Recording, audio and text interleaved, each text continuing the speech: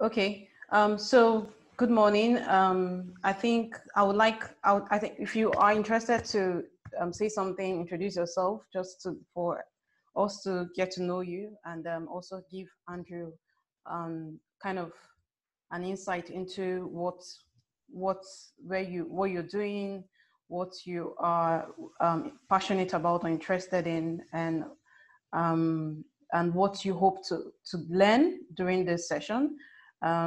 So just indicate you can raise your hand just raise your hand directly with the Zoom tool, and then I'm going to unmute you because I had to change the settings so that nobody would be able to unmute themselves easily, to avoid those noise and distractions. Okay, so yeah, Namso, I'm going to unmute you now.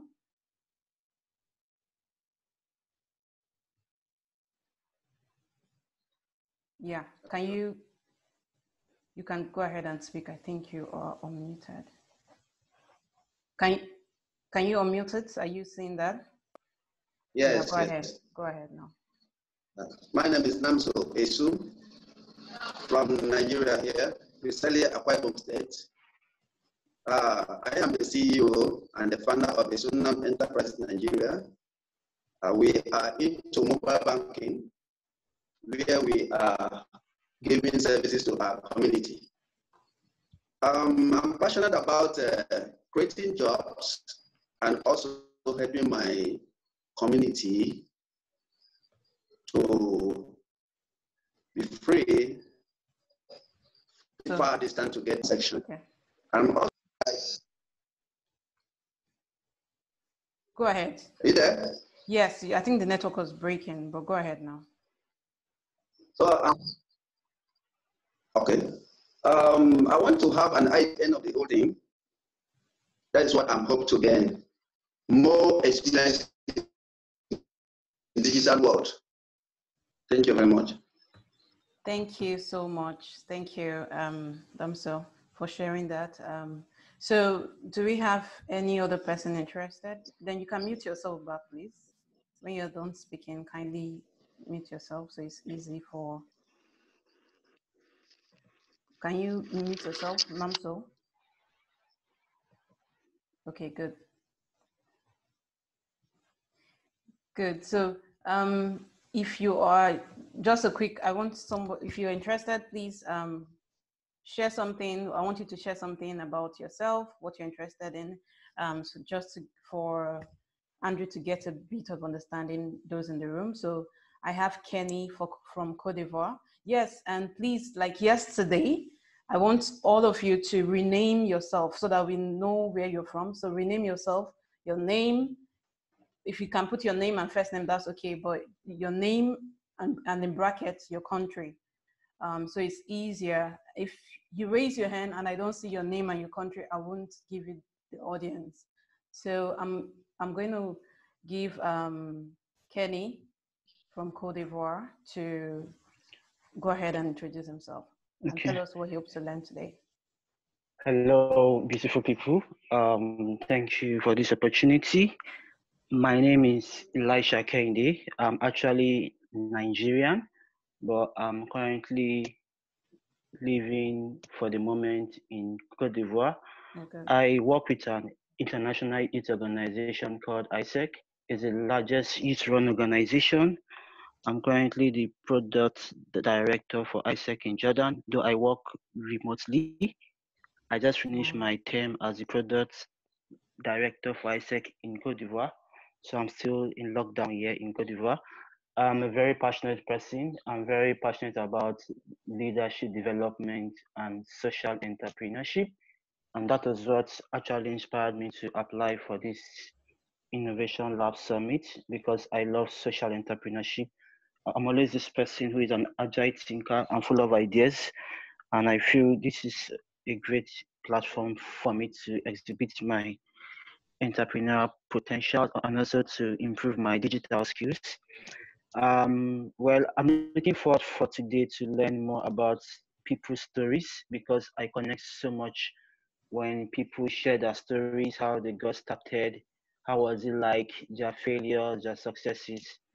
So that is my main expectation for today's episode. Yeah, and I'm looking forward for a great Innovation Lab Summit in general. I'm looking forward to learn and at the same time, I'm looking how I can showcase my potential. Thank you for this opportunity. So this is all from Kenny.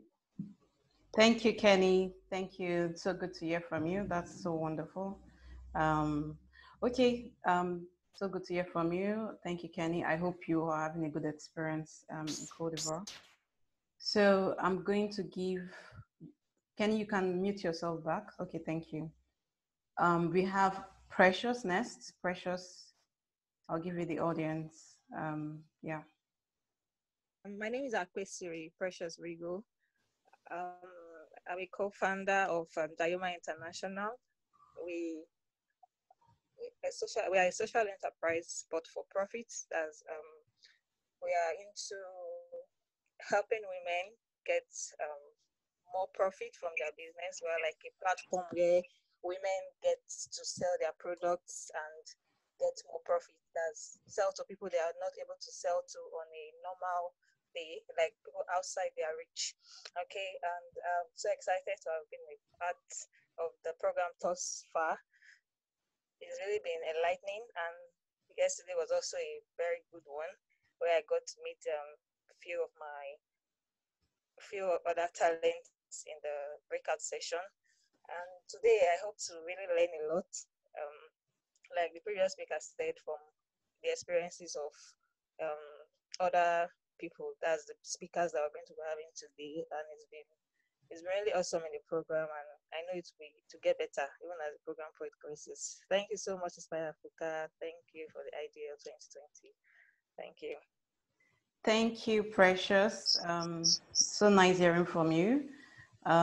So thank you, everybody. I have Andrew currently in the room with us. So I'm going to give a brief introduction just to know who Andrew is. And then I'll give him the audience to take over because he's a very wonderful young man doing great things in Nigeria. So you'll be really excited to hear from him today and to learn what he has to offer. So Andrew is the CEO and co-founder of Ogavenue. Ogavenue, which has become Nigeria's largest venue booking platform with over 7,000 venues in Nigeria and 2,000 venues in Kenya. He has a software engineering background with bachelor's in engineering from the University of Benin. Andrew started his company from Benin before he moved to Lagos, where he got investment from Jason Njoko's investment firm. I think Jason is the CEO and founder. He's the founder of Iroko TV, as many of you know. Andrew has been doing great stuff. He also started Oga Hotels, and also looking forward to launching a digital bank for startups. So he's a disruptor when it comes to technology and innovation. He has been featured many times on different media platforms. He was also featured in 2016 on Medium. And he has raised lots of investment as well for his startup. So we're going to learn about his experience, how he started. He's a very young man, but very passionate, very focused. You'll be excited to hear the things he's going to share with us today. So make sure you ask him a lot of questions about some of the things he will share with you. And please pay attention. Try your best as much as possible to stay true. Put down notes, like put down things you want to learn, because you will use it throughout your this lab, and then make sure that you are able to ask very valuable questions. So thank you very much. I'm going to unmute you, Andrew. Over to you right now. All right, great. Thank you, Cynthia, for that warm introduction. Hi, everyone. I think we have about 47 people in the group.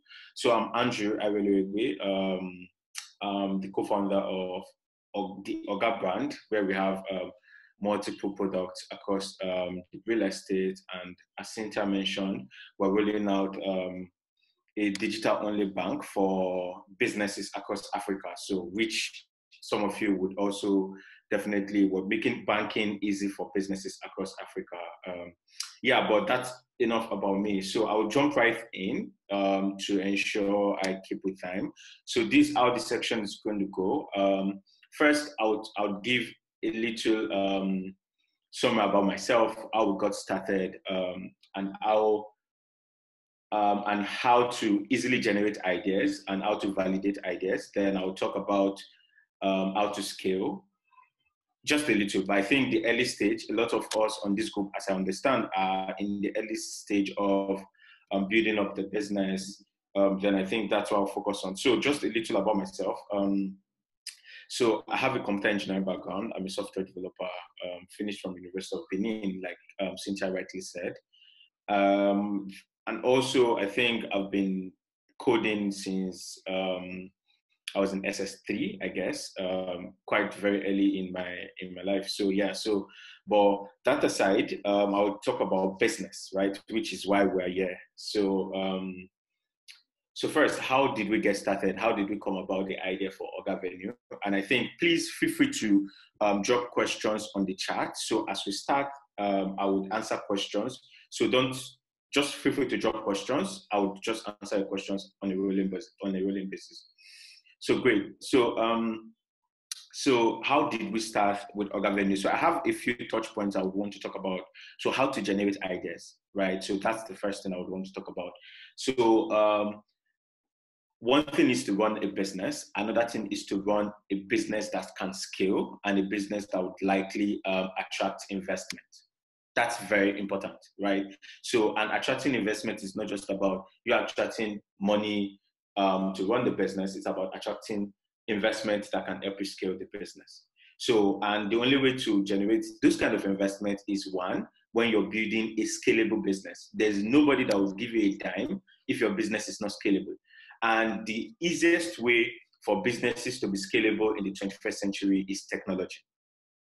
That's the simplest way. It means that you can literally build a really small business from the comfort of a room and have people in Ghana, in Kenya, in the US, in Malaysia using your product without you even being to those countries, right? Except for maybe incorporation and the likes. So I'll talk about how to generate ideas. Then the next thing I'll talk about is how to test the ideas you generate, and how to actually put in that commitment, because there's no shortcut to this. That's the simplest way, and that's one of the things where a lot of people get it wrong.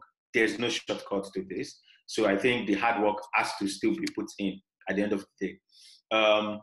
Then I will also talk about the discipline you need to put into building your marketplace and attracting your first investors. Then cleaning up your reputable growth channels and the skills you would need. Then probably I'll talk a little about the unit economics, how to understand your business, how to understand your core business metrics, then how to do things that wouldn't scale, but at the end of the day, it's very important for your business.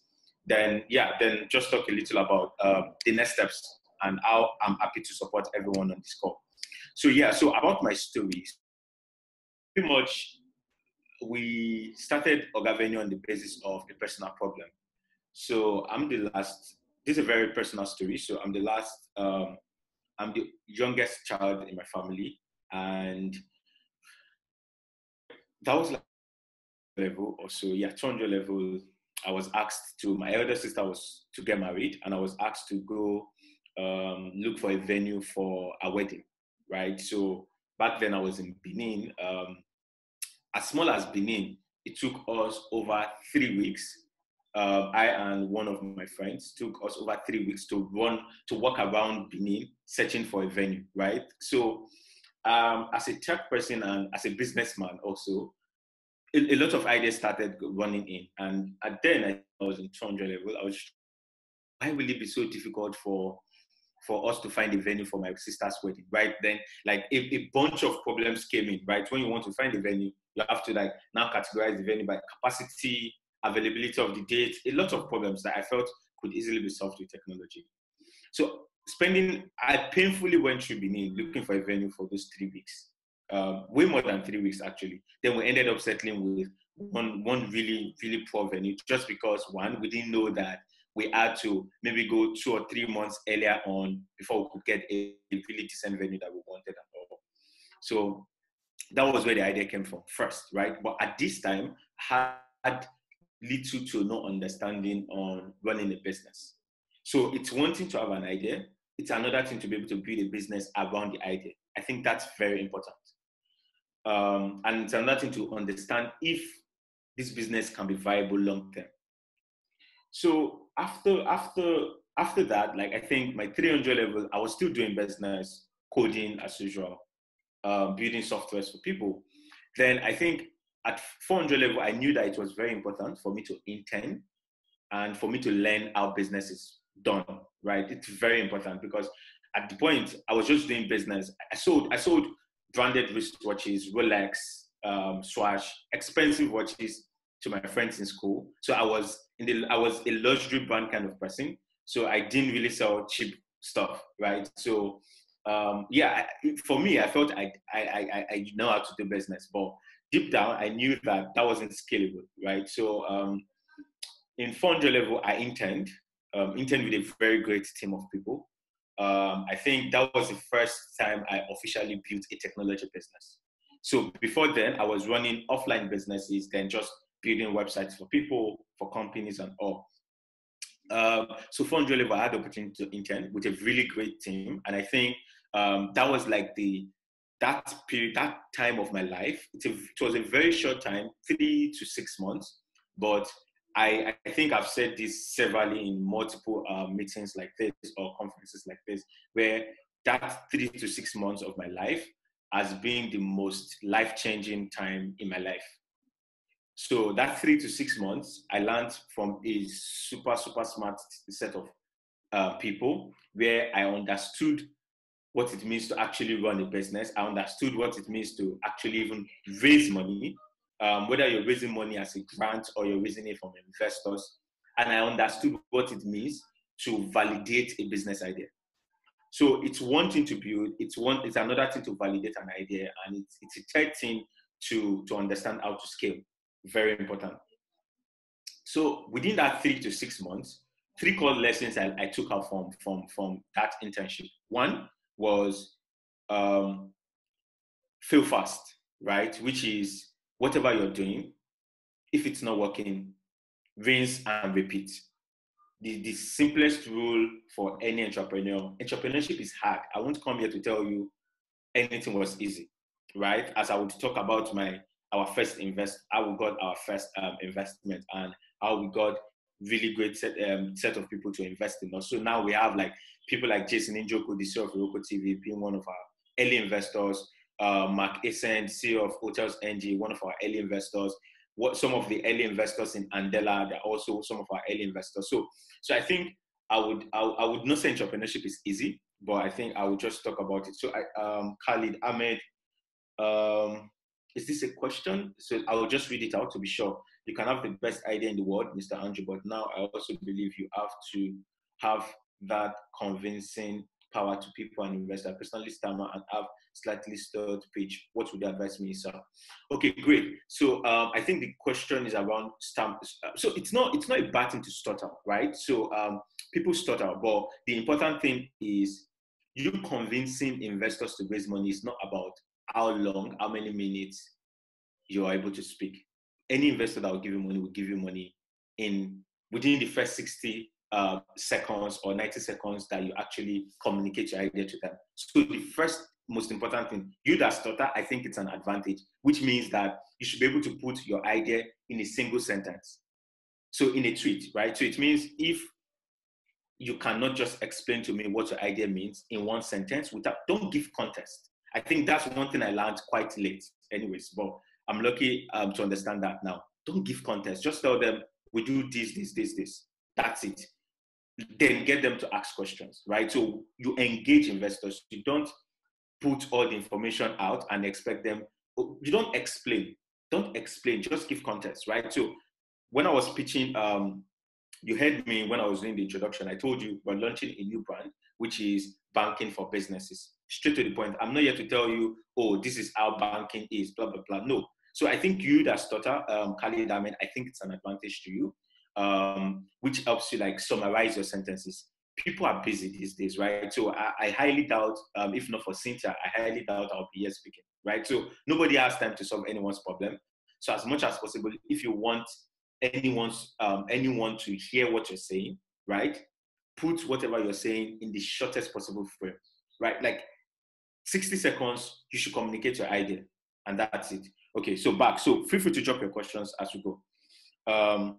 So I would ride on. So yeah, so after the internship, 400 level, I studied engineering, as we all know. It's a 5 years course. So after university, I went into, I think I was lucky enough to be shortlisted among the 30 top 10 young visionary fellows from Africa by the Indian government. So I think that was like a second stage in the transformation for me as a person, which was around, come to India, see the biggest tech companies in India, learn what they do best, then come back to Nigeria to replicate, right? But I wouldn't be able to get to that stage if I didn't know exactly what I was trying to solve for, right? So I was only picked because I had the idea for Orga Venue and I knew what I was trying to solve for. And that was the only reason why I was picked to go to India to meet like some of the biggest tech companies there for a period of time, right, in the Africa. So few lessons I would want to talk about within this time frame, right? So I think I'm talking about my early years, which was from the idea stage to when I did internship to when I was picked in India, Africa. So two things, right? A lot of people will tell you finish from school and jump into building your business. Businesses are hard, right? So if you know you must start a business, at some point within that your early journey, get to learn from people. There's no man that is an island, right? So I pick my phone, call a lot of people, ask questions, even now. So it's the same way a lot of people in the industries, whether it's tech or non-tech businesses do, right? I've not seen anyone that runs a business that doesn't have mentors. I've not seen. And entrepreneurship is hard, so you would need really brilliant and smart people who you can easily run to share your ideas with or to pick their brains on ideas that you have. It's very important. So I think one thing you need to do at the early stage is get a mentor. Like learn with someone else's business, right? Like have real life lessons. It's very important because a lot of people tell you leave school and jump into business. They are not telling you the hardship, that the emotional, the mental trauma that comes with it, right? So it's very important that regardless of whatever you want to do, if you've not intended, if you've not learned, if you've not worked in a real life scenario, please, no matter what it takes, even if it's a 3 months real-time internship that you want to do with either a growing startup or a full-time business, do it. It's very important. Two things that does for you is it clears your line of thought. So when I say it clears your line of thought, it means that when you're running your business, you literally see those things that happened at the place where you intern or at the place where you work. You literally see it happen in your business and you've learned from it, right? So you don't have to make the mistake over and over again. No need reinventing the wheels, right? So there's no reward for suffering. So if you can avoid suffering or if you can reduce the suffering or the stress that entrepreneurship comes with, try as much as possible to do that. So at the early stage in your career, you want to intern, you want to learn, you want to have a mentor. It's very important. Very important. It will save you years long of stress, years long of mental stress. Okay, moving on. So getting back from India, Africa, the next thing I'll talk about is team building, right? So I've talked about the early stage, which is clearly understanding your ideas, right? And trying to learn. Now, the next step is team building. I can say it again, there is no startup, whether in Nigeria or in Silicon Valley, that has been really successful without a strong, brilliant team behind them. A number of things you should think about when picking team members or co-founders, as we call it in tech. One is this person complementary to my idea? Like, is this person complementary to my skill set, right? So what that means is, if you're a developer, look for someone that understands business on the back, like the back of their palm. It's very important, right? So it means you as a developer, you're good, you focus on building, right? Then the business person focuses on cleaning up the business model, driving sales or whatever, right? So if you're a business person, I think I'm a little focused on technology businesses, right? Because I think the core thing here is using technology to scale your business, right? So that's why you hear me say tech developer or co-founder. I would be using a few tech terms very frequently. So if you're a business person, get a developer as a co-founder. But two things you need to think through when getting a co-founder.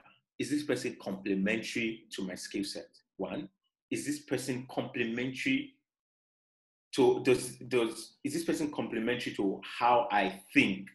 So one of the biggest failures of businesses and startups is not competition. You can easily Google that, right? It's not competition. It's not ideas not being scalable. It's co-founders conflicts. That is like within your first 2 years, co-founder conflicts literally makes your business, it kills or makes your business, right? So thankfully, I've been with my co-founders for the last 4 years, right? So, and I've been lucky enough because I've learned. So that is like the whole idea on learning. When you intern, you learn not just about business, you learn communication skills, right? You understand what it means to have empathy. So it's one thing, business is hard enough, right? So you need to learn a bunch of other things along the line. So it's not just running business. You need to learn how to communicate with your co-founder, right? What will I say that will hurt this person? What will I do that will make this person feel more comfortable with me, right? So a bunch of this comes into play, but I wouldn't want to stress on that. So one is, like I said, does this person complement my skill? Second thing is, do I have similar mindset with this person? Like I said, co-founder conflict kills more businesses than the business killing itself, than the competition also. So don't deceive yourself. Competition is not killing you. It's either co-founder conflict or team literally kills your business, right? So, and I would really want to stress on team because I've seen it affect a lot of businesses, not just businesses close to me, even businesses that are some of the biggest businesses you know now. A lot of them had co-founder conflicts that they had to figure out a way to solve. That's the only thing that kept the team alive. I think that's why I would want to spend some 5 minutes to talk about building your team. So the first thing here is, if this person doesn't complement your skill, right, then before you know it, in less than 6 months, conflicts start happening because it means one person will start delivering on their goals and the second person will not be delivering on their goals, right? So indirectly, conflict will happen even if you feel this person, you guys are connected, you guys understand yourself, but this person doesn't complement your skills, right? So that's why skill set is very important. If you feel this person doesn't complement your skill and this person has little to nothing to get involved in your business, walk away. It saves you a lot of mental stress. The earlier you walk away, the better for you, the better for your business, the better for the team, right? So I would say this, right? So you rather go into it all by yourself than getting a co-founder or a team member that doesn't complement with your team or that both of you don't sync. It's very important. It's like marriage, right? So if you get married today, I'm not married, but thankfully I have a bunch of people, a lot of people that are married around me. If both of you don't complement, there's no way that marriage would work. So it's like, it's the same thing with getting a team member or a co-founder. So it's very important, right? Then the second thing is, outside getting skill sets, yes, skill sets is okay, good take, right? The second thing is you guys complement yourself, good thing. The third thing is documentation, right? So a lot of people use friendship as a yardstick not to make everything legal. And from the music world to business world, you would see where just because these people had friendship, they felt, okay, let's run this as friends and let's not document, right? Then 1 year down the line, ideologies change. This person that you think both of you had the same line of thought at the early stage, 6 months down the line, the person might just be thinking about going to do his master's, and you didn't sign your contract, right? So automatically, this person has 50% of your company, and is just off going to do his master's, and you're the only one working on the idea. What happens? So it's very important, right? Then you start feeling depressed. You start feeling like, oh, then the business dies. Because once your energy level in a business reduces, there's nothing you want to tell me. The business dies automatically, right? The passion, the energy you put into the business, once it reduces, your business dies automatically. So regardless, even if this person is, thankfully, my elder brother is my co-founder, right? So even if the person, so I can literally give you real life examples. So even if this person is your elder brother, your younger sister, your wife, put pen to paper and document legal. You don't have to spend money for lawyers and all. There are a bunch of available templates that you can use to sign off on co-founder agreements, vesting agreements, and a lot. I wouldn't really want to go too deep into some of those. It's very important, right? So I think I've talked about 3 things. 1, complementary skills. 2, being in sync with your co-founder. 3, legals. Then 4, I think I'm overemphasizing on team, right? Because this is the biggest thing that will kill your business. Or any of you here, at least I know for sure that more than 50% of people here, their businesses will die in less than a year time. Yeah, it's very good to be realistic, right? So when you're being realistic, it helps you optimize against it. So it's reverse engineering. You pretty much just reverse engineer. Okay, Andrew said my business will die in the next 6 months. You make a list of those 10 top things that you feel will make your business die in the next 6 months, and you work against it. Then your business stays alive, right? So it's simple to say, right? But I still know for sure that more than 80% of us will leave this call and not do anything. That's why I'm very free to tell people ideas. I can share my ideas for free because I know a lot of people are too lazy to go about it. You will not do it because people don't want to put in that extra work. I'm just being real. We're all young people here, right? So I'm 27, right? So we're all young people here. So the other thing around team is putting in the work. So okay, I think, is this a question, Asan Adegoke? You can slip it up on everyone's show. Okay, I don't think there's a question. Okay, great. So the other thing is putting in the work. If you don't have clearly defined needs or clearly defined results you want from your co-founders, right? There's no way you can measure if they're putting in the work or not. A lot of people at the early stages of their businesses, they measure the wrong metrics. They measure the wrong KPIs. So KPIs, key performance indicators, right? They measure the wrong things. I think that's just the summary.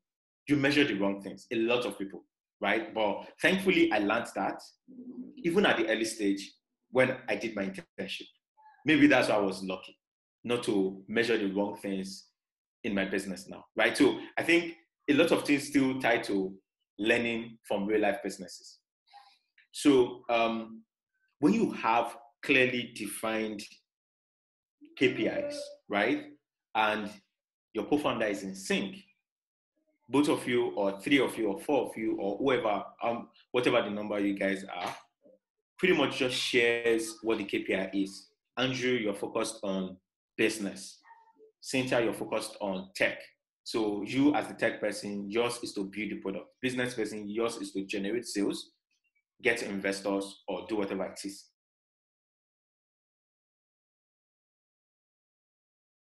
Your father or your mother. It's very important you guys define what success means for yourselves at the early stage. That is the only way that you wouldn't feel drained out in this thing called entrepreneurship. It is very important. I would not want to laud it enough. So now, I would want to move on off team, right? Back to my story. So getting team members, based off this, I highlighted a few people within my circle that I feel checked the list for me, right? I've outside the internship and the few months I had to work, I've never worked apart from that period, right? So just imagine I went from university and I started building business without interning or having work. I can 100% say that I would have not learned nothing. I would have learned nothing. And I would just want to say this now. The person I learned, like at the early stage I interned with is Cynthia's husband. That's why, regardless, even if it's midnight, even if it's day, anytime at all, they can call me for anything and I'll be available, right? Because that 3 to 6 months of my life literally changed everything for me, right? So I pretty much, back to the story, I pretty much like looked through everyone in my circle, and it was very important for me to think through who ticks this box, who works, who complements all this, right? So my elder brother, thankfully, he was in banking for a long time, right? So he understood corporates, right? So it means to build a business, a bunch of things comes into play, right? So you need corporate governance. It's one thing to raise money. It's another thing to be as transparent as possible to your investors. Otherwise, once your investors feel that you would dry off funds and nothing happens afterwards, your business is shut down, right? So that's where corporate governance comes in. So I have a question here from Kenny from Cote d'Ivoire. What do you consider in determining the right metrics in terms of KPIs and MOS? I don't understand what you mean by MOS. If you can tell me what that means. So just to jump right into your question, what do you consider? So I think it's based on your business, right? So I'll give real life examples.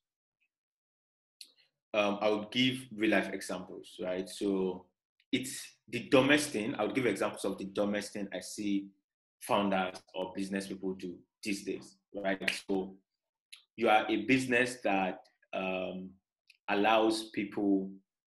Okay, so can anyone in the team just tell me what they do, right? So I think the last person I heard introducing herself was someone that does social entrepreneurship. So exactly what do you people do? So I can maybe use that as a real life example to tell you what KPIs could be for your business.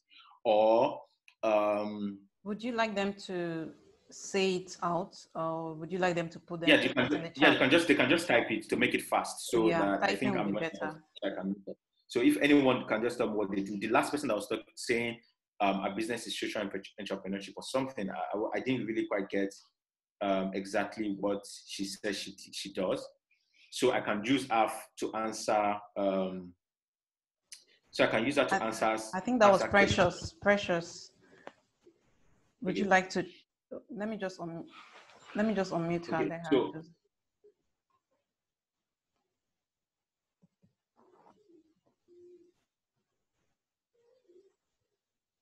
Precious, are you there? Hello.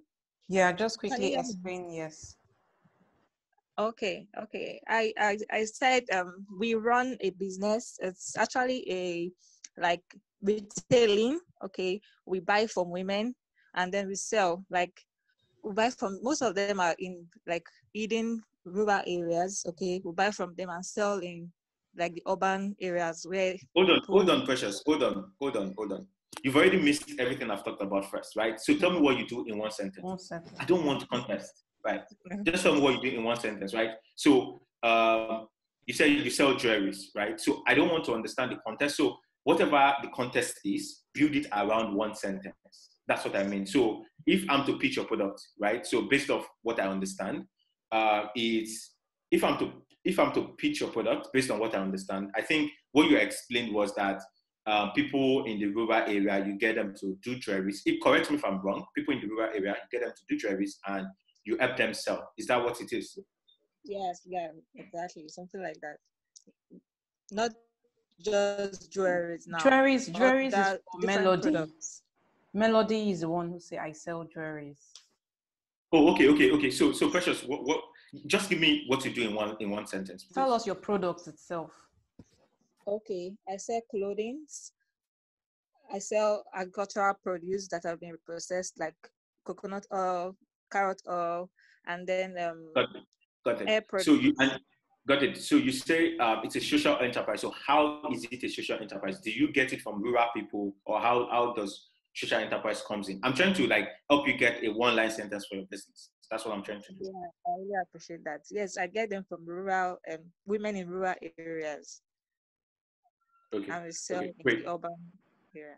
Okay, great. So do you use technology in any way at all within the life cycle? How do you sell? Well, currently I've not started using technology in itself, but having learned a few things, I will incorporate that. Great, Is just great. a Got it. You can see how impatient I am in that's how Okay. people are, right? Generally, right? So they just want to get it, like just tell me what it is, and that's it. So if I am to sell your product, right? Pretty much I would say that hi, I'm Precious. Okay, I can't pronounce the other name, my bad. Akwesiri. Yes, I'm Akwesiri Precious, right? So we empower rural people, or you can just say you're a community of you run a community of rural, trying to put it up to make it very easy. Though I don't understand the full context of the business, right? But you help rural people sell their products, you help rural people sell products through the internet. Simple. Or you can clean that up, right? I really don't understand your core business, but I just hope you understand like what it means, right? Just one sentence. yes, I do. Could it be something like run a women empowerment scheme that supports women in trades, rural women in trades? Yeah, exactly. Something like that, right? So you run a women empowerment schemes that helps women sell products to the urban people or to the international audience or whatever, right? But it just has to be as simple as possible. So that I don't mix up. I think we're running. Time is moving really fast, so I'll come back to the story. Say I can see a lot of people chopping what they do. If I have time, I'll talk about. I would come back to each person's own gradually. So moving on. So what I did was get people within my circle that I feel complement my skill set. So one is corporate governance. Corporate governance is very important, right? So it means, does this person understand people communication? Up until 1 year down or 6 months down to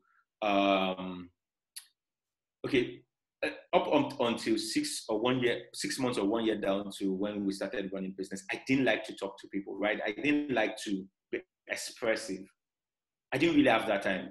I'm just a software guy. I don't want anyone to bother me, right? So it was very important that we have someone that understands how to build relationships and who could actually easily do HR for us, right? Because he has worked elsewhere, he understands what it takes.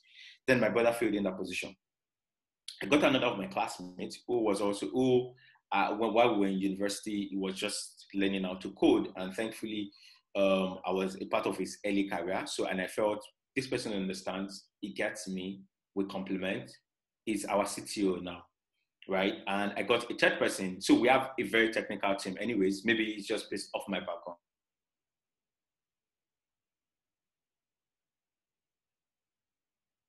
Technical and someone that understands people, right? Because some people say technical people don't understand people randomly. So you need to get within your team that can sit down with your employees or can sit down with other people of your team to understand how they feel. But I think down the line, as we built the product, started understanding what it means to be a CEO and not just not to be a developer, right? So those are like some of the skills you learn out of business. So moving on, we built the thing. And the only way, I think this is one thing I've not talked about, right? So before you jump in, you need to validate whatever you're doing. The only way these people agreed to move in, so everyone left whatever they were doing. My brother left his banking work and all. Everyone moved with me to Lagos, right? So just imagine what it means for people to leave whatever they're doing. This was pre NYC, right? So I've not gone for my NYC. I just got back from India at the time. I've not gone for NYC. Had to move like other people to join me to run this crazy idea that I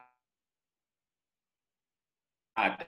I thought we could run the largest event for you guys also to understand how nobody will answer you, right? The only way they would ask you, and the only way they can trust you is listen you, right? So you've not built a business before, you've not worked with anyone before, you've not been anywhere before, they've not you don't have a skill set, right? And you just want to go and meet one random person to run an idea with you. The person will tell you, no, I'd rather go and take a paid job, right? So that's why it's very important. I think I talked about the idea on interning first, right? Then test run. So within that phase, right, and when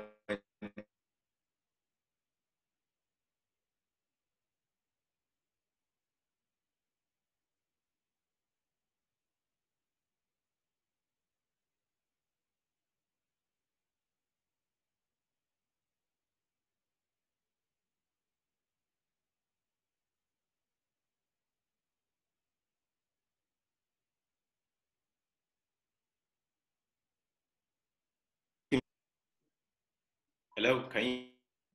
Yeah, so we lost you a little bit.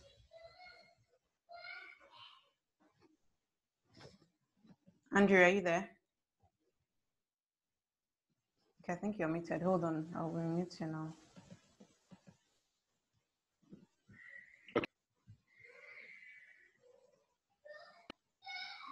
Okay, yeah. Okay, Go ahead. can everyone hear me? Yeah, we can hear Apologies, you I now. think I missed. Okay, great. Within the time I interned and when I graduated from university, before we started Ogaven, right, I ran 3 straight businesses. 3 that short time. I started a poultry farm, right? I grew the poultry from 50 beds to 1,700 beds in a space of 13 months. So a poultry where we were bringing at the time, I was in school. I already had 4 employees at the poultry farm.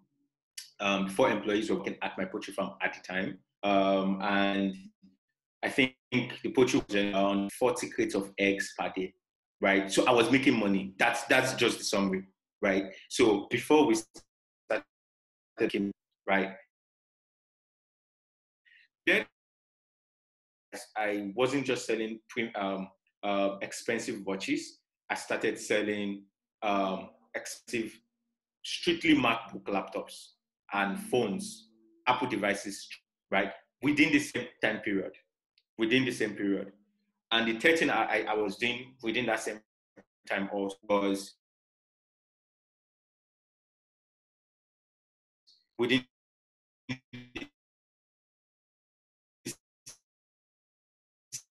just within this time, one of my co-founders who ended up joining my team, right, invested in my poultry farm. He invested in my poultry farm, right? And afterwards, it was way easier. It was way easier to get the person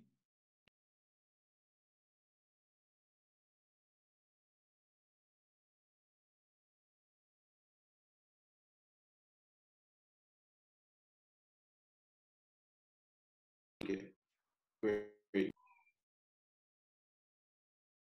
Okay, great. So can you guys hear me? If you can hear me, can you just drop a message so I'm sure that everyone Yes, we can hear can. me? Yes, we can.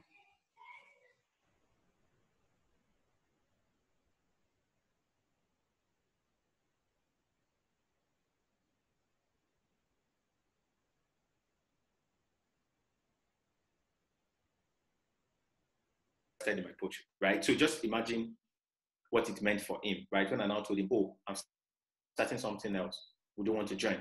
He was very much happy to join, majorly because he has pretty much seen me run a business. He has seen me scale this business, and he has seen me hire people and fire people. So winning team members is almost as should be as hard as getting customers. I know I've not talked about customers, right? Like you can see me emphasizing and really, really focusing on team because a bunch of people here, their businesses will die because they selected wrong team members in less than a year. And this thing plays out really fast. And that's the only reason why I'm double emphasizing on this.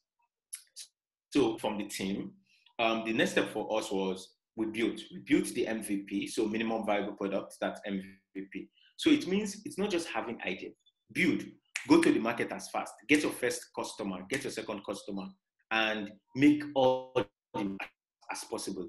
You don't have the time, right? So I'm 27, right? But I literally started this when I was 23. So like in the shortest of time, if just time just went off. So you don't have the time. You might think you're young, you're 19, you're 18, you're 20, right? So before you know it, as you do entrepreneurship, you would see your life running right in front of you without you even knowing that time has gone, right? So you don't have the time. So speed is of essence. You have the idea, run with it. Don't tell me your idea. Tell me what you've done so far. It's very important. And one thing I see a lot of people, so I would jump from there to how we got to our first 200 venues and how we got to 7,000 venues, then how we opened up operations in Kenya. So I think I have a few people in Kenya here. There's a question here from Belua Omuwa. My question is, now that we are graduates already, started businesses too, don't know or have any developer friend or person that can serve as co-founder, haven't interned before at all. What is the way forward from here? For instance, I run a fashion design business where I make and sell wares. Okay, how do I go about interning in terms of digital skills and technology? Aside creating and having, your question is already too long, right? You can see me like stressing to even understand, read it. So another thing, right? So if you want help, same way you pitch your investors, make it as simple as possible. Like it saves everyone the stress. You can see how I'm trying to just go ahead and just read, right? But aside creating and having a website and sales site for products, what more would a developer help with, and can developer just be employed as a staff? So I think you have a 3-in-1 questions here, Beloa. So the first question is around, now that you've started already, you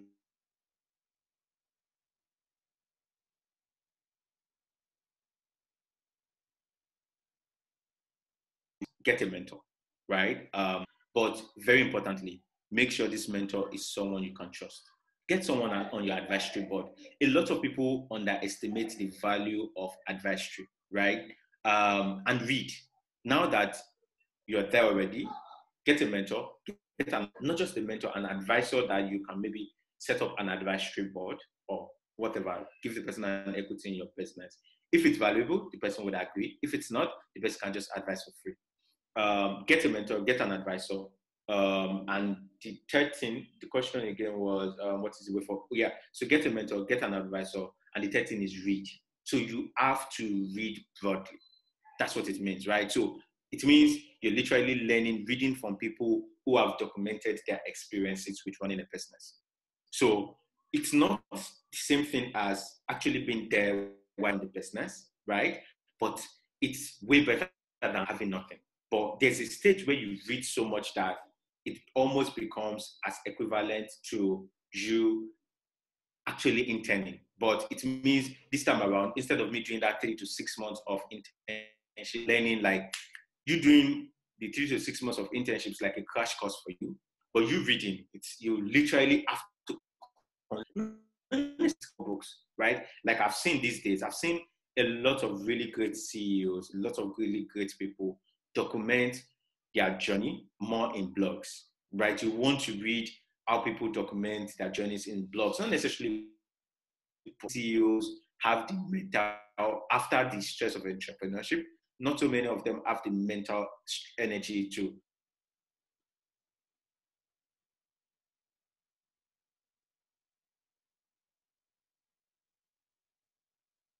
right? So that's why it's real time. As they see the problem, as they solve it, you want to run is around, for instance, I run a fashion. So the simplest thing for you run a fashion design business, right? So my elder sister also run a fashion design business, like many people, like I told you people, right? So I've told her tons and tons again. She's my elder sister, she's implementing all of them. But I think so many people get consumed in their business that they don't think about. They get consumed in the skill that they don't get consumed in the business part of in the business part of the skill. The business part of the skill is what brings money. The skill, right? So it means every skill you have, you need the income you need to keep that skill running. skill frustrates if there's no funds to get it moving. You that is a fashion person now, if you don't sell a cloth in 3 months or in 4 months, you get tired and leave your fashion business. That's the reality of it, right? So I would not come here to tell you as it is. It's just, I think, one, by now, if you don't have a store on Amazon, if you don't have a store on Jumia, if you don't have a store on any of these on some of the top big online retailers, then you're not doing it, right? So it's not about building a website, right? So because that's like another level to it. There are very little things you can literally do that double your growth in the shortest possible time. So think through,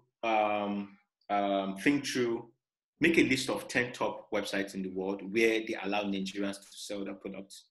Create your store there. Get selling. Have your clothes. Design it well. Have a camera to capture, upload, put a price tag to it. When you list on the top 10 stores, right? When you see traction and traffic and requests that comes from that, that would be handy enough for you to think through the next steps.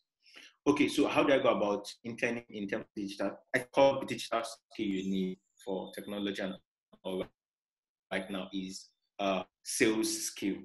Sales skill, which is getting your product out there. That's what technology does for everyone. So don't get, when I say use technology to sell your product, to build out your entire, you don't necessarily need to even hire developers sometimes, right? It could be you that does a fashion business. It means, which are the top big online business in terms of technology, right? And become a go-to person in your industry, right? And how do you do this? You build a community around your brand. I wouldn't really want to. Time is running really fast. I wouldn't really want to overemphasize on that. Aside creating a website, you don't need a website because your website, give it even 10 years, you would not be able to sell as much as you would sell on Amazon or on eBay, right? So you don't need a website for real. You only need an Instagram account and a Twitter account to build a community. Okay, after creating and having a website and so what more would a developer help? So pretty much means you don't need a developer, at least at the early stage.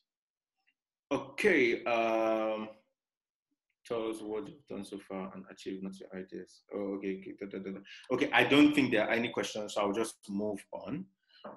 So please, time is running really fast. So if there are any questions, put question before the question, so I know those that are questions and those that are comments. Helps me just filter, saves me the mental stress of having to manually read everything. So just know who is asking the question and all. So moving on. I think I have just 10 minutes more. So I'll try to be fast. So how did we get our first investment, right? So I think there will be just a few people that don't know. And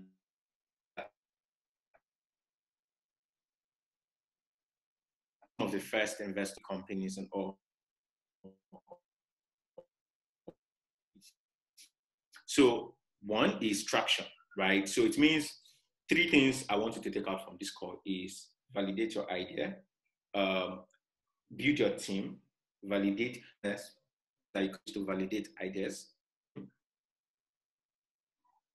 then build your core business and scale, right? Then in terms of scaling, you after validating your business idea, the next step is you raise investment not to embezzle, not to eat the investment, right? So pretty much I've raised not open data, and we're quite much on this call, so I wouldn't want to disclose how much we've raised, but we've raised quite a lot of actually investors, and 0 of that is in my personal account, right? So that's where corporate governance comes in. 0 of that, I still earn salary, nothing more. So you raise investment majorly to scale your business, not to buy a car, right? Last point from investors is for them to